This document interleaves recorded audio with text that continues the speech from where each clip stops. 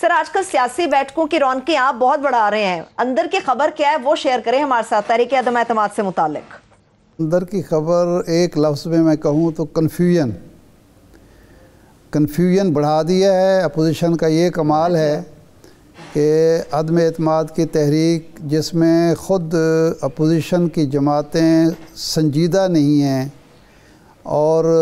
رابطے بھی ان کو سنجیدہ نہیں ہیں، وہ انہوں نے ڈسکشن کا موضوع بنا دیا ہے صبح سے شام تک، ملک بھر میں، میڈیا پر، بازاروں میں، سیکریٹریٹ میں، ہر جگہ یہ تحریک عدم اعتماد ہو رہی ہے ڈسکس، اور یہی میں سمجھتا ہوں بہت بڑی کامیابی ہے۔ نمبر 1 اس وقت ہارون صاحب میں لاہور میں بیٹھا ہوں، لاہور سول سیکریٹریٹ میں ایک ہفتے سے کام ٹھپ ہے، کوئی افسر کوئی فائل نکال ہی نہیں رہا کہ معلوم نہیں آگے کیا ہونا ہے، اور تاجر بزنس کمیونٹی جو ہے وہ پریشان ہے کہ کیا ہوگا، اور یہی مقصد ہوتا ہے اپوزیشن کا کہ حکومت کو کام نہ کرنے دیا جائے۔ چودھری برادران کے ساتھ ملاقات کا آپ نے بتایا دیا، واقعتاً وہاں سنجیدگی سے زیر بحث نہیں آئی عدم اعتماد کی تحریک، کیونکہ جو ڈیلیگیشن گیا تھا انہیں وارم ویلکم کی ہی توقع نہیں تھی، لیکن وہ خیر چودھری برادران نے اپنی مروت اور لحاظ اور وزاداری کے مطابق کیا، لیکن وہاں یہ ایشوز ڈسکس نہیں ہوئے۔ ایم کیو ایم کے بارے میں بھی یہی اطلاعات ہیں کہ وہ آئے، انہوں نے ان سے پوچھا کہ آپ کیا کرنا چاہتے ہیں اور وہ چلے گئے، کوئی یقین دہانی ایم کیو ایم نے نہیں کرائی۔ ابھی کچھ چینلز چلا رہے تھے کہ جہانگیر ترین صاحب کی ملاقات ہو گئی ہے مولانا فضل الرحمان سے، میری مصدقہ اطلاع ہے کہ کوئی ملاقات نہیں ہوئی ابھی تک، باضابطہ رابطہ جہانگیر ترین یا ان کے ساتھیوں سے نہ مسلم لیگ نون نے کیا ہے، نہ پیپلز پارٹی نے کیا ہے، نہ کسی اور نے کیا ہے۔ تو ایک بظاہر یوں لگ رہا ہے کہ خود اپوزیشن وہ قطع کلام معاف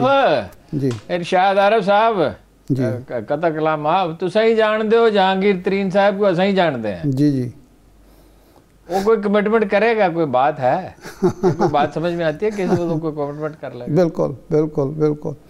اچھا اب جو معاملہ ہے وہ یہ ہے کہ جو دو نقطہ نظر ہیں اپوزیشن میں ان کا تصادم ہے۔ میاں نواز شریف صاحب اور مریم نواز صاحبہ چاہتے ہیں کہ عدم اعتماد کی تحریک کامیاب ہو، 60 دن کے لیے کوئی حکومت آئے، اور بہتر یہ ہے کہ وہ حکومت مسلم لیگ نون کا کوئی بندہ بنائے اور الیکشن کا اعلان کر دیا جائے۔ سوال یہ ہے کہ اس وقت پیپلز پارٹی الیکشن کے لیے تیار نہیں ہے، اس وقت چودھری برادران الیکشن کے لیے تیار نہیں ہے، مسلم لیگ پی ٹی آئی سے جو لوگ ٹوٹیں گے وہ بھی اس کے لیے تیار نہیں ہوں گے، اور ایم کیو ایم بھی تیار نہیں ہوگی، اور اس الیکشن سے حاصل کیا ہوگا؟ نواز شریف صاحب کو مسلم لیگ نون کو تو حاصل ہو سکتا ہے کیونکہ وہ بالکل آؤٹ ہیں سسٹم سے، جو لوگ سسٹم کا حصہ ہیں ان کو تو کچھ حاصل نہیں ہوگا۔ کیا یقین دہانی کرائی جا سکتی ہے؟ ابھی ہمارے پروگرام میں خرم دستگیر صاحب تھے، انہوں نے کہا کہ جی چودھری برادران کو ہم جب بھی کوئی پیشکش کریں گے وہ صوبے کے حوالے سے نہیں ہوگی، یعنی وزارت اعلیٰ وہ چودھری برادران کو دینے کے لیے تیار نہیں ہیں، تو مرکز میں وزارت ہی دے سکتے ہیں، تو وزارت مونس صاحب کے پاس موجود ہے، طارق بشیر چیمہ کے پاس موجود، تو اس لیے ایک دباؤ بڑھایا جا رہا ہے۔ ان کے والد صاحب سپیکر موجود ہیں، جی ہاں، تو جو دباؤ بڑھایا جا رہا ہے، لگتا یوں ہے کہ عمران خان کو عضو معطل بنانے کی کوشش ہو رہی ہے، نکالنے کی کوشش ابھی ہو نہیں رہی، اور کہیں سے کوئی انڈیکیٹر آپ کو بھی شاید نہیں مل رہے ہوں گے، مجھے بھی نہیں مل رہے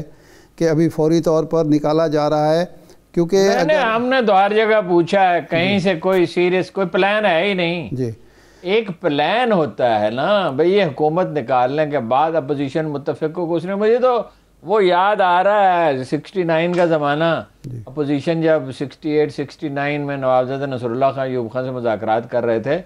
کسی چیز پہ اتفاق رائے نہیں تھا اپوزیشن، بالکل ایوب خان کو نکالنا، ویسے یہ ہے کہ کبھی بھی نہیں ہوا، فلاں کو نکال دے، فلاں کو نکال دے، فلاں، اس کے بعد کیا کرنا ہے وہ بعد میں دیکھیں گے، بعد میں کیا دیکھیں، جو انسٹیبلٹی ہوگی اور اس سے اور مزید مہنگائی بڑھے گی، سرمایہ کا فرار ہوگا، جیسے آپ نے بتایا سیکریٹریٹ میں کام نہیں ہو رہا، بزنس نہیں ہے، ادھر کرکٹ میچ ہو رہا ہے لاہور میں، دکانیں بند پڑی ہیں، لوگ گھروں میں قید ہیں، کرکٹ تو ضرور ہونی چاہیے، بڑا ضروری ہے، اور زندگی معمول پہ آئے، لیکن یہ تو کیفیت ہے، اور اس میں جو کام تھوڑا بہت ہو رہا ہے کوئی پاسبلٹیز ہیں، جو پاسبلٹیز تو بہت ہیں، یعنی آپ کی رائے معلوم نہیں کیا ہے کہ بھائی روس جا رہے ہیں، چین کے ساتھ تعلقات میں بہت گہرائی آ رہی ہے، امریکی کانگریس نے $500 ملین کی منظوری دی ہے چین کے خلاف پروپیگنڈے کے لیے آج ہی، تو وہ اپرچونٹیز ہیں سینٹرل ایشیا کو، تو وہ تو ارون رتی رائے کہہ رہی ہے کہ انڈیا کی تو بلکنائزیشن ہو رہی، یوگوسلاویہ اور سوویت یونین والا انجام ہوگا، تو آپ کے پاس بے شمار اپرچونٹیز ہیں، بیچ میں آپ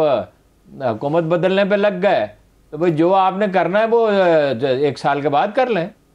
میں بڑے احتیاط کے ساتھ یہ بات کہہ سکتا ہوں کہ اس وقت پاکستان میں سیاسی عدم استحکام بیرونی ایجنڈا تو ہو سکتا ہے،